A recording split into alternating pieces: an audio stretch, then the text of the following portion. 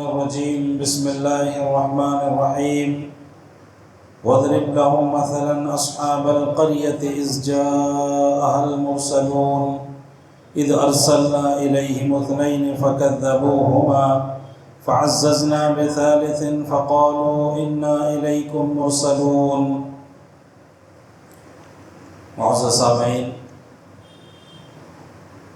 آج اللہ کے فضل و کرم سے ہم سب کو دوسری تاخیرات نصیب ہوئی ہے۔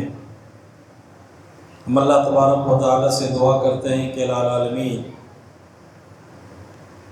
ہماری عبادتوں کو قبول فرما، اس رات کی جو فضیلت ہے وہ فضیلت ہمیں نصیب فرما۔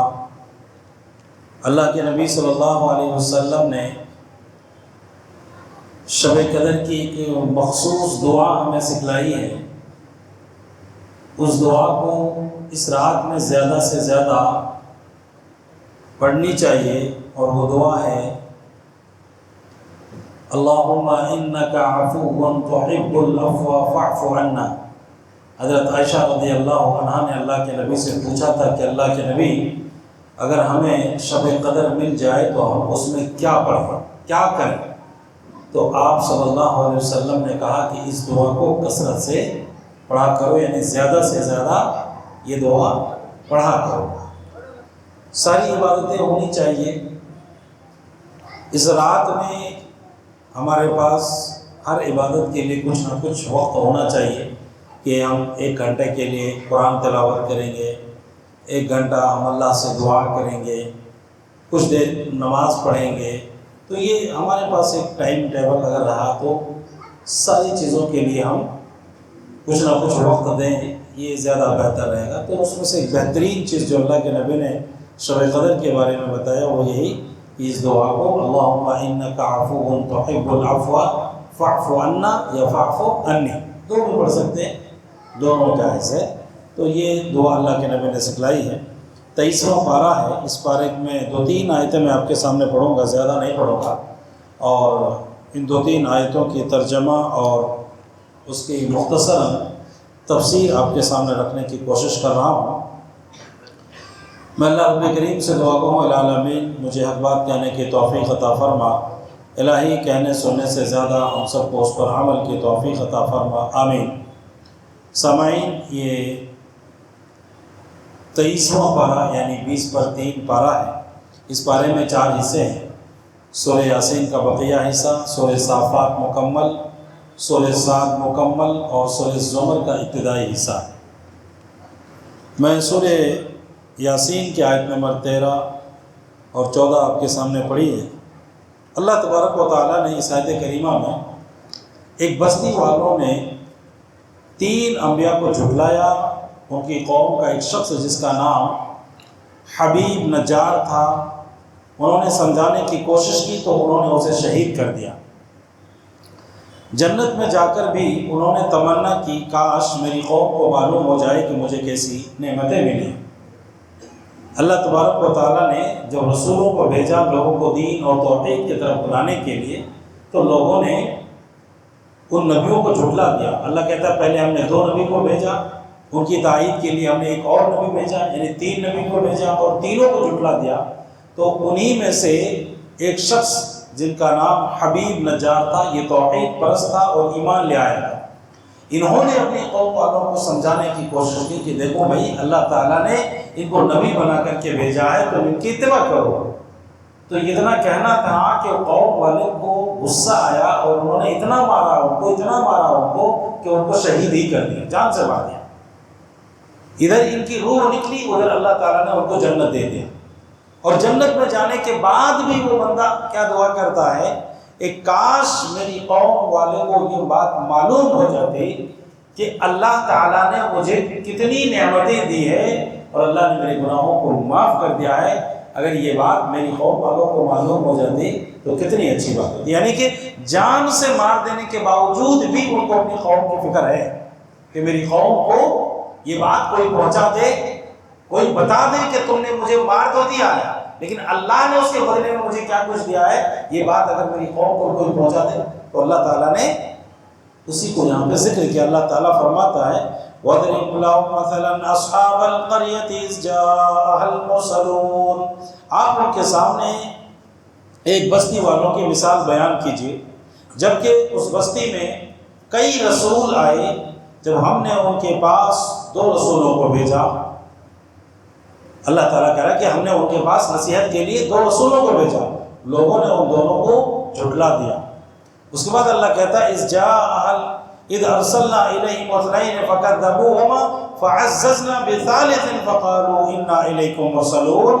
اس کے بعد پھر ہم نے تیسرے نبی کے ذریعے سے ان کی تائید کی اور ان تینوں نے کہا کہ ہم تمہارے پاس اللہ کی طرف سے رسول بنا کر بھیجے گئے، لیکن ان تینوں کی بات کو ان لوگوں نے نہیں مانا۔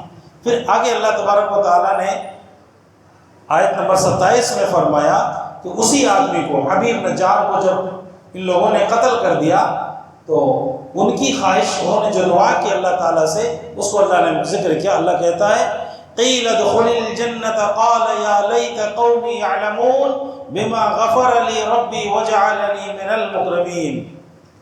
ادھر ان کی روح نکلی، ادھر اللہ نے ان کو جنت دی، تو انہوں نے کہا قیل ادخل الجنۃ، اللہ نے ان سے کہا کہ جنت میں چلے جاؤ۔ قال، تو اس نے کہا یا لیت قومی یعلمون، کاش کہ میری قوم کو یہ بات معلوم ہو جاتی، کوئی بتا دیتا میری قوم کو کہ اللہ تعالیٰ نے میرے ساتھ کیا سلوک کیا ہے، کتنا انعام دیا اللہ تعالیٰ نے۔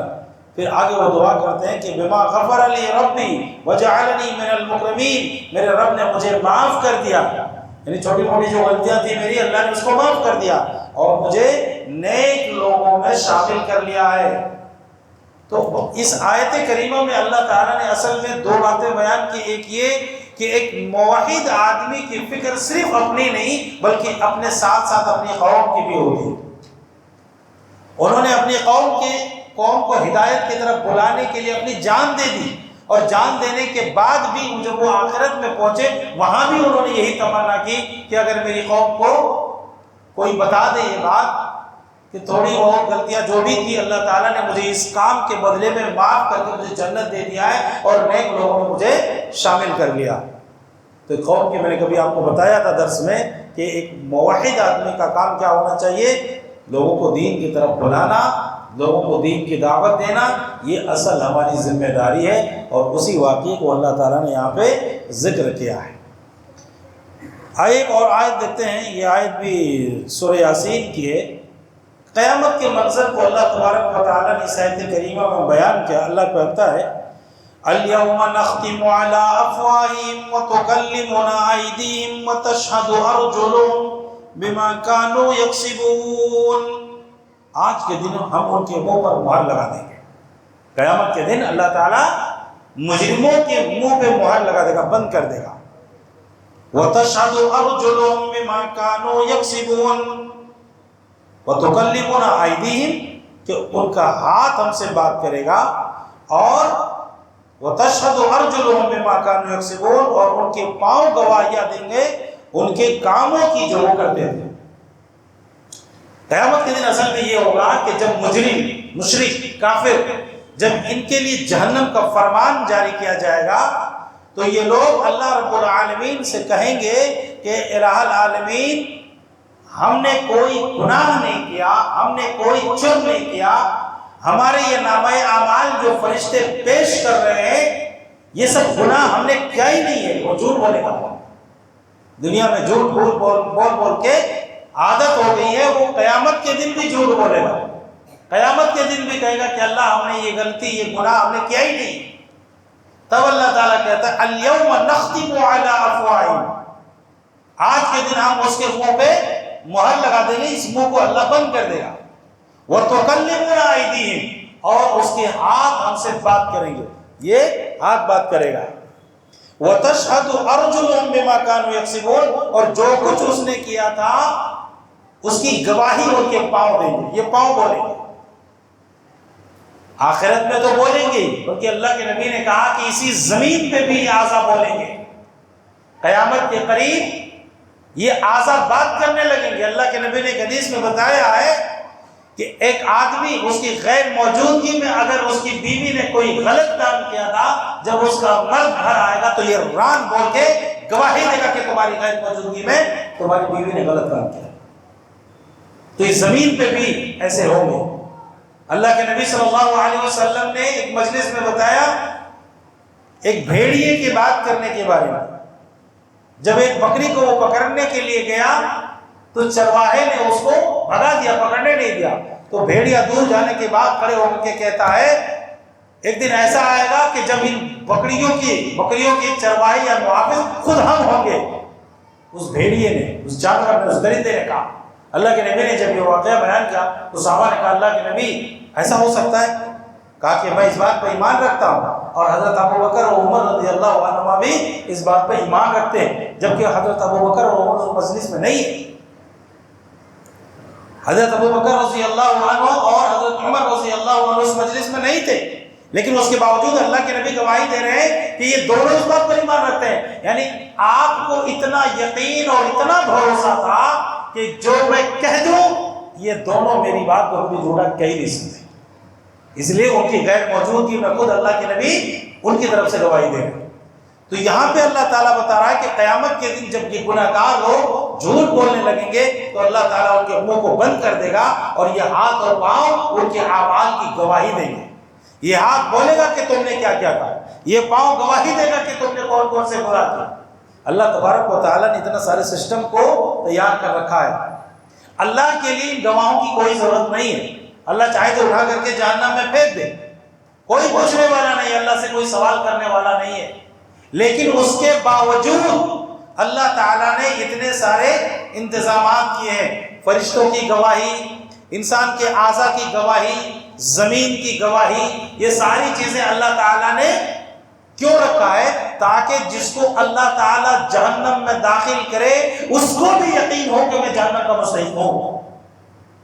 ورنہ اللہ کسی کو اٹھا کے جہنم میں پھینک دے تو کوئی سوال کرنے والا نہیں.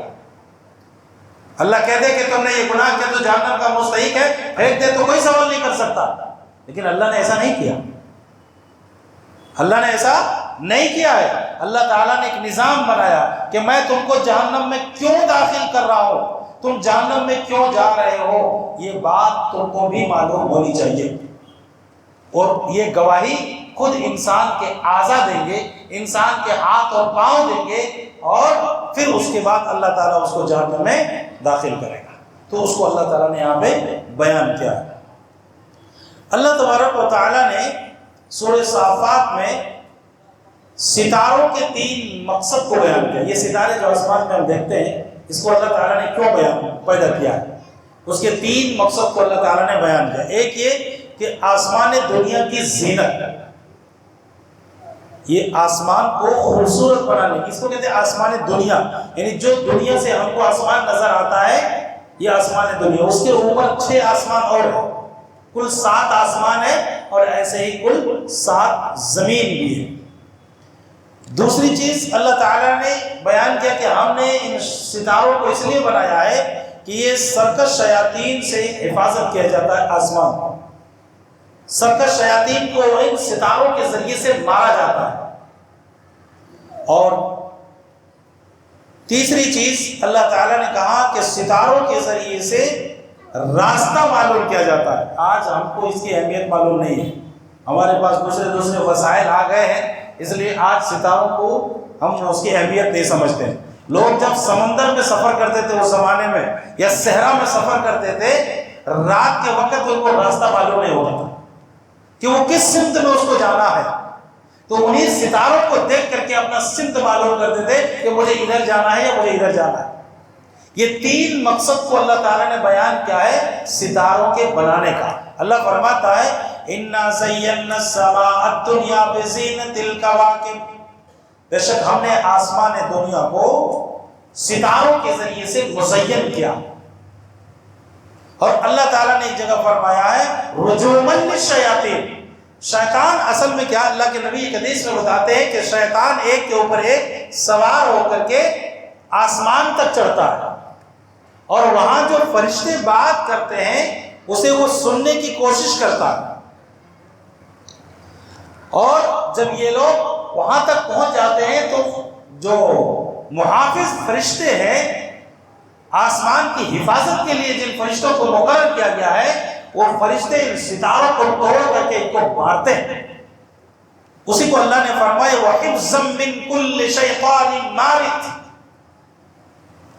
ان سرکش شیاطین سے حفاظت کے لیے اللہ تعالیٰ نے ان سیاروں کو، ان ستاروں کو بنایا. لا يسمعون الى الملأ الاعلى ويقذفون من كل جانب، یعنی کہ جب یہ فرشتے کے معزز فرشتوں کی بات سننے کے لیے جاتے ہیں تو ان کو چاروں طرف سے مارا جاتا، بھگایا جاتا ہے، اور ستارے سے لگ کر کے اکثر جل کر کے راکھ ہو جاتے ہیں. کچھ ایک دو بچ جاتے ہیں اور جو باتیں وہ سن لیتے ہیں یہی باتوں کو لے جا کر کے وہ کاہنوں کو سناتے ہیں. جو غیب کی خبریں آج کل بتاتے ہیں نا، اس زمانے میں بھی تھے کاہن، آئندہ کی خبریں بتانے والے. کسی کا ہاتھ دیکھ کر کے، کسی کا لکیر دیکھ کر کے جو بتاتا ہے، ان کے پاس شیاطین ہوتے ہیں. اللہ کے نبی نے فرمایا کہ ایسے لوگوں کے پاس تو نہ جایا کرو.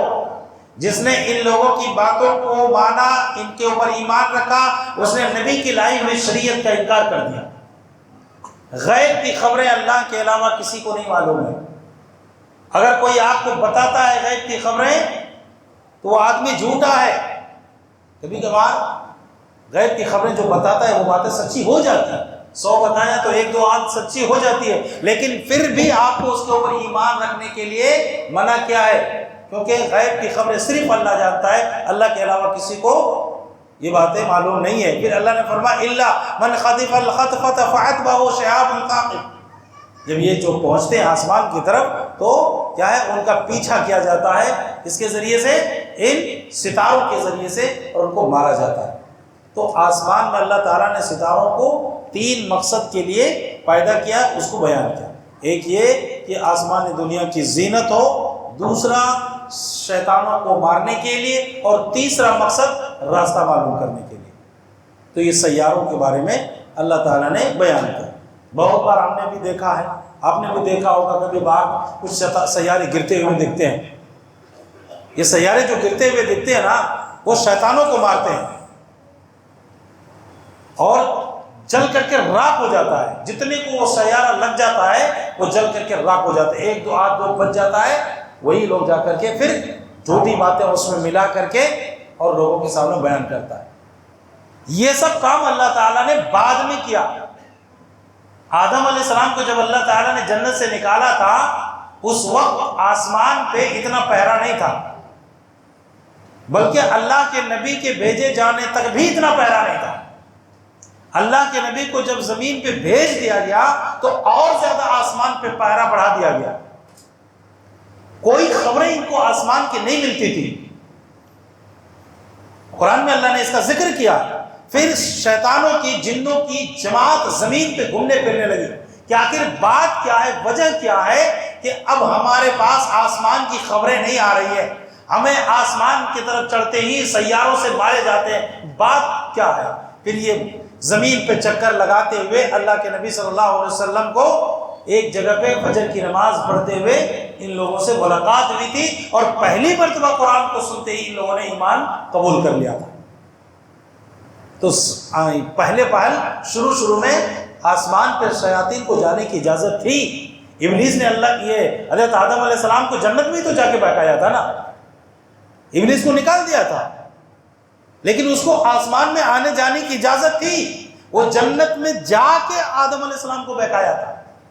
پھر بعد میں یہ سختی پہرا اور بڑھا دیا گیا، اب کسی بھی شیاطین کو آسمان میں جانے کی اجازت نہیں ہے. اگر وہ جاتے ہیں چوری چھپے ایسا کام کرتے ہیں تو فرشتے ان کو سیاروں کے ذریعے سے مار کے جلا کے راکھ کر دیتے ہیں. ایک بات اللہ تعالیٰ نے یہاں پہ ذکر کیا. آئیے دیکھتے ہیں اللہ تبارک و تعالیٰ نے سورہ صافات کی آیت نمبر 60/2 سے لے کر کے 60/8 تک جہنمیوں کی خوراک کے بارے میں بیان کیا کہ جہنمی کیا کھائیں گے وہاں پہ.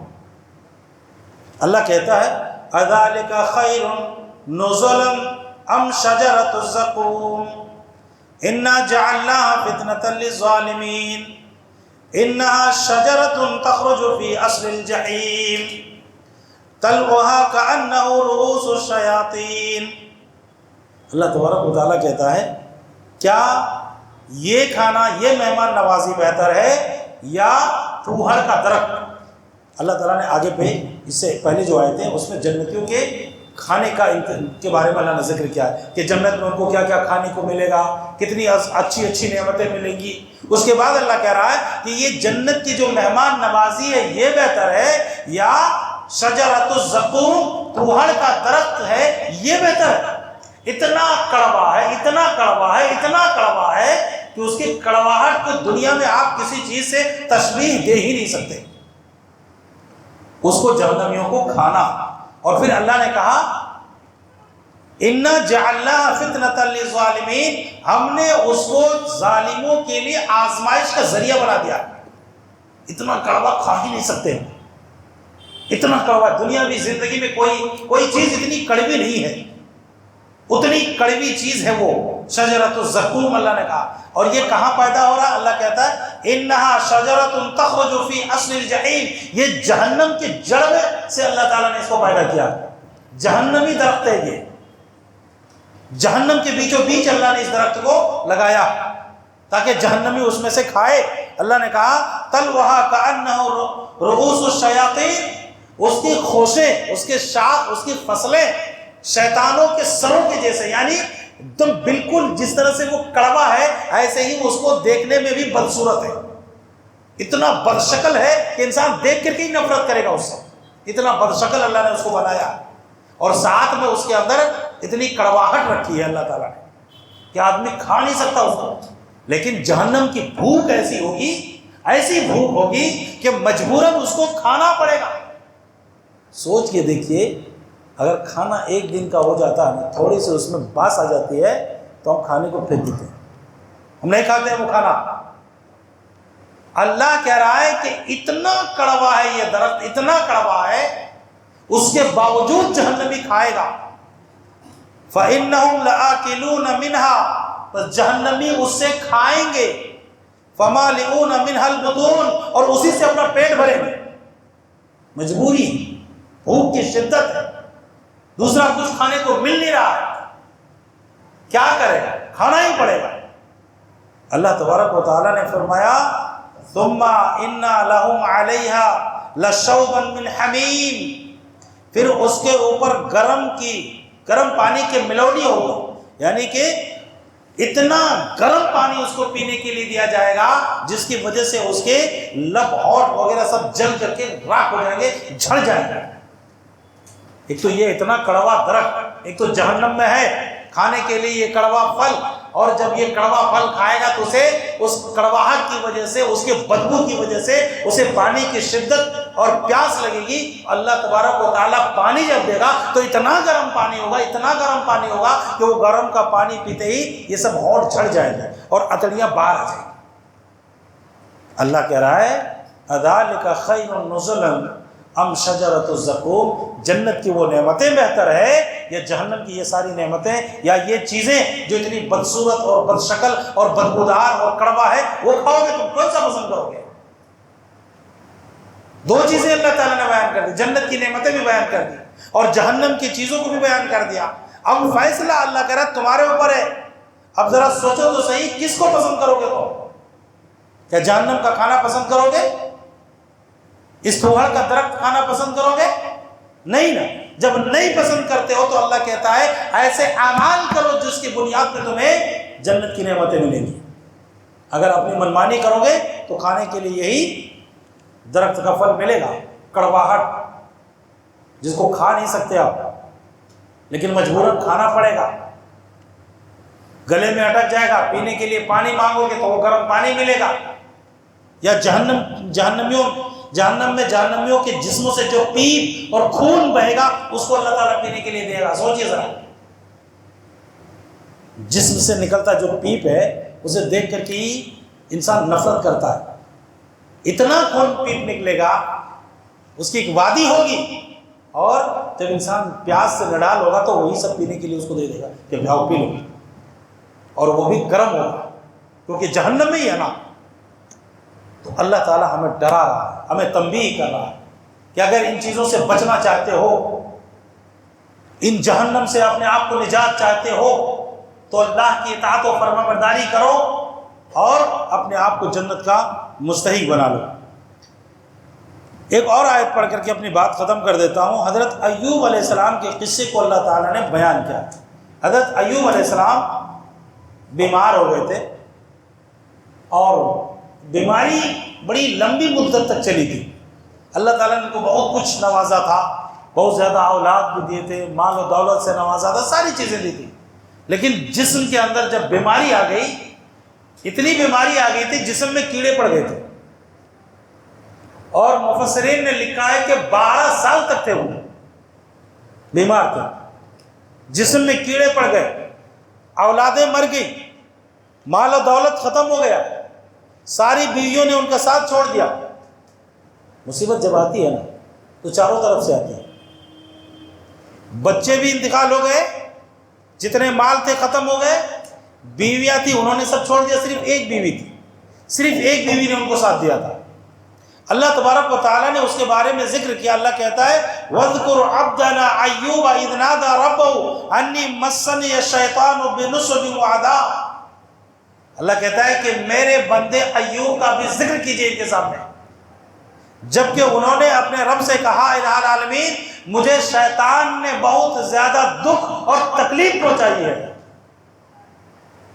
یہاں ایک بات، ایک چیز دیکھیے کہ بھلائی کی نسبت اللہ کی طرف کی جاتی ہے اور برائی کی نسبت شیطان کی طرف کی جاتی ہے، جبکہ تکلیف بھی اللہ کی طرف سے ہی پہنچتی ہے، بھلائی بھی اللہ کی طرف سے ہی پہنچتی ہے، لیکن بھلائی کی نسبت اللہ کی طرف ہوتی ہے اور برائی کی نسبت شیطان کی طرف ہوتی ہے، اس لیے بھی کہ ہو نہ ہو شیطان نے ہی آپ کو یا ہم کو کسی کو بھی کسی ایسے کام پہ ابھارا ہو، ہم سے کوئی غلطی ہوئی ہو اور اس کے بدلے میں اللہ تعالیٰ نے ہم کو یہ سزا دیا ہو، اس لیے کبھی بھی برائی کی نسبت اللہ کی طرف نہیں کی جاتی ہے، بھلائیوں کی نسبت اللہ کی طرف سے، جتنی بھلائیاں آئی ہیں سب اللہ کی طرف سے، اور جب برائیاں پہنچتی ہے تو اس کی نسبت شیطان کی طرف کی جاتی ہے، حالانکہ تکلیف بھی پہنچانے کی صفت یا یہ چیزیں بھی اللہ کی طرف سے ہی آتی ہیں۔ تو یہاں پہ اللہ تعالیٰ نے ایوب علیہ السلام کے بارے میں ذکر کیا، اتنے بیمار ہو گئے، اتنے پریشان ہو گئے، سب کچھ ختم ہو گیا، کوئی ان کو کھلانے پلانے والا نہیں، ایک ہی بیوی ہے جو جا کر کے محنت مزدوری کر کے ان کے لیے کھانا بھی لاتے ہیں اور ان کی خدمت بھی کرتے ہیں۔ اسی درمیان کسی بات کی غلطی ہو گئی ان کی بیوی سے اور ایوب علیہ السلام غصے میں آ گیا اور کہا کہ اگر میں اللہ کی قسم میں درست ہو گیا تو میں تمہیں 100 کوڑے ماروں گا۔ ایک تو کوئی نہیں ہے، ایسی حالت میں ایک بیوی خدمت کرتی ہے، ان کے اوپر بھی غصہ، اور صحت مند ہونے کے بعد 100 کوڑے مارنے کی انہوں نے قسم کھا لی۔ پھر اللہ تعالیٰ نے ان کو صحت دے دی، اللہ کہتا ہے ارکض برجلک ھذا مغتسل بارد وشراب، آپ اپنے پاؤں کو زمین پہ ماریے، وہاں سے ایک چشمہ نکلے گا اور اس چشمے کو آپ اس پانی کو پیجئے، اور جب آپ پانی کو پیئیں گے تو اندر کی بیماری ختم ہو جائے گی، اور جب آپ غسل کریں گے تو جسمانی بیماری، اوپر کی بیماری ختم ہو جائے گی۔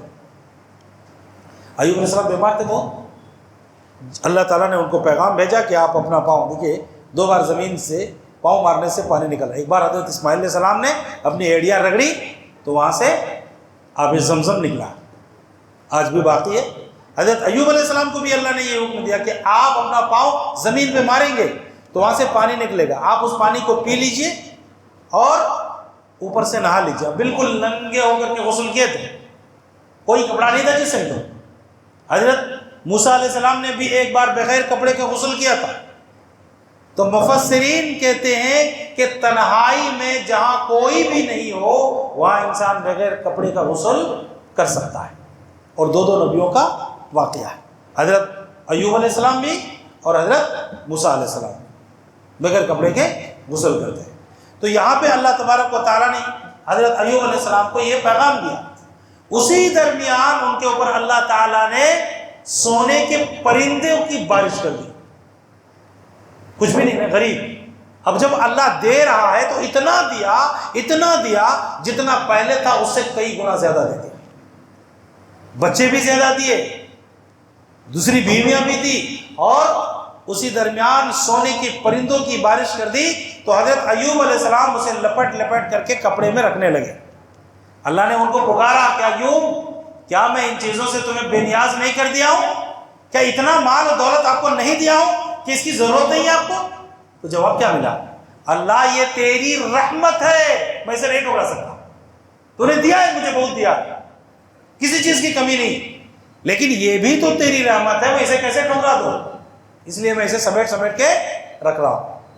تو بڑی تکلیف پہنچی تھی ان کو، بڑی مصیبت اور پریشانیوں کا سامنا کرنا پڑا تھا، لیکن انہوں نے اتنے ہی صبر کیا تھا۔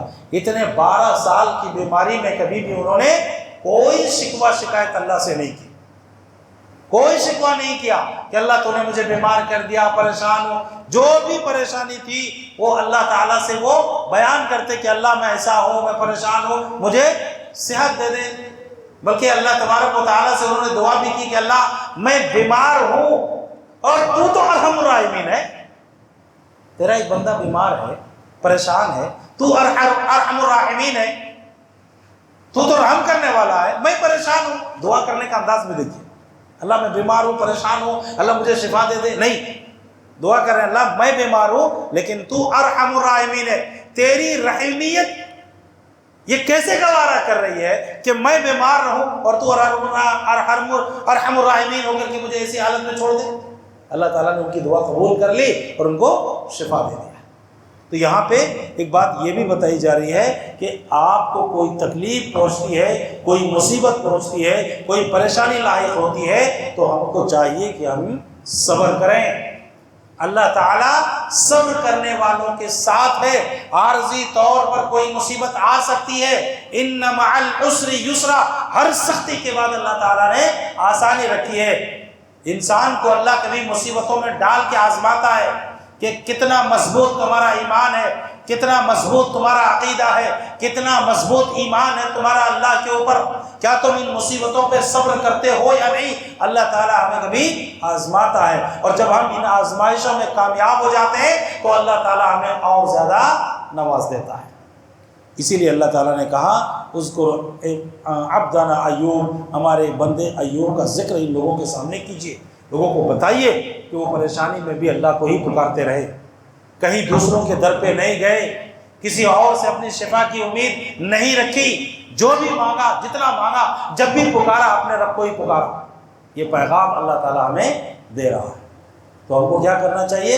مصیبتوں میں، پریشانیوں میں صبر کرنا چاہیے اور اللہ تعالیٰ کو ہی پکارنا چاہیے۔ اللہ کے علاوہ کوئی ہمیں ان پریشانیوں سے نجات دینے والا نہیں ہے۔ تمام نبیوں نے ہمیں یہی درس دیا ہے، یہی سکھایا ہے، اور یہی ہمارا ایمان اور ہمارا عقیدہ ہونا چاہیے۔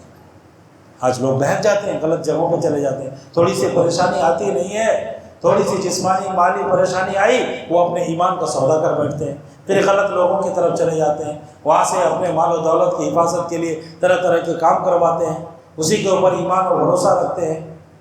تو یہ ساری چیزیں غلط ہیں۔ اللہ کے اوپر توکل کیجئے، اللہ کے اوپر بھروسہ رکھیے، کوئی بھی مصیبت آ جائے اللہ کو ہی پکاریے، اللہ تعالیٰ اس پریشانی سے نجات دینے والا ہے۔ جیسا کہ اللہ تعالیٰ نے اپنے بندے حضرت ایوب علیہ السلام کو اتنی لمبی بیماری کے بعد شفا دیا، مال دیا، دولت دیا، اور پھر صحت مندی بھی دی۔ اور جو انہوں نے قسم کھا رکھی تھی کہ ہمارے صحت مندی کے بعد اپنی بیوی کو 100 کوڑے ماریں گے، اللہ تعالیٰ نے کہا کہ اتنی خدمت گزار بیوی کو آپ 100 کوڑے ماریں گے؟ اتنی خدمت کیا ہے انہوں نے؟ ایک طریقہ اللہ نے بتایا کہ آپ کی قسم بھی پوری ہو جائے اور ان کو تکلیف بھی نہ ہو۔ یہ اللہ خود بتا رہا ہے کیا کرنا ہے۔ کہا جھاڑو کے 100 تنکے لے لو، باریک باریک 100 تنکے لے لو اور ایک بار میں ہی ان کے جسم پہ مار دو، آپ کی قسم پوری، ان کو تکلیف بھی نہیں۔ یہ اللہ تعالیٰ خود ایوب علیہ السلام کو مسئلہ بتا رہا ہے کہ اتنی خدمت گزار بیوی کو آپ کیوں ماریں گے 100 کوڑے؟ جنہوں نے مصیبت میں ساتھ دیا ہو، کچھ غلطی ہو گئی، آپ ناراض ہو گئے تو ان کو معاف کر دینا چاہیے تھا۔ خیر آپ نے جب قسم کھا ہی لیا ہے تو آپ کی قسم بھی نہ ٹوٹے، ان کو تکلیف بھی نہ پہنچے۔ اللہ نے یہ مسئلہ بیان کر دیا۔ اب مفسرین کہتے ہیں کہ کیا یہ حکم یا یہ صرف حضرت ایوب علیہ السلام کے ساتھ ہی یہ مسئلہ خاص تھا یا ہمارے ساتھ بھی ہے؟ تو اللہ کے نبی صلی اللہ علیہ وسلم کی بھی ایک حدیث ہے، آپ صلی اللہ علیہ وسلم کے زمانے میں ایک شخص نے زنا کر لیا، اب اسے 100 کوڑے لگانا ہے، لیکن وہ آدمی بڑا کمزور تھا، بڑا ضعیف تھا، اگر 100 کوڑے مارتے تو مر جاتا وہ، اللہ کے نبی نے اس کے لیے بھی یہی کہا کہ 100 کاڑی کے ترکے لے لو اور اس کے ایک ہی ساتھ مار دو تاکہ یہ زندہ بھی رہ جائے اور حد بھی نافذ ہو جائے۔ تو ایسے لوگوں کے اوپر جو بالکل مریل ہے یا 100 کوڑے برداشت کرنے کے لائق نہیں ہے، ایسے لوگوں کو اس طرح کی سزائیں دی جا سکتی ہے کہ اس کے اوپر حد بھی نافذ ہو جائے اور اس آدمی کی جان بھی نہ جائے۔ اللہ تعالیٰ نے اتنے مسائل کو بیان کیا ہے۔ اللہ سے دعا ہے الہ العالمین ہم تمام مسلمانوں کو کتاب اللہ اور سنت رسول پہ چلنے کی توفیق عطا فرما۔ الہی جب تک دنیا میں زندہ رکھ ایمان و اسلام پہ زندہ رکھ، جب خاتمہ فرما ایمان بالخیر خاتمہ فرما، آمین تقبل یا رب العالمین۔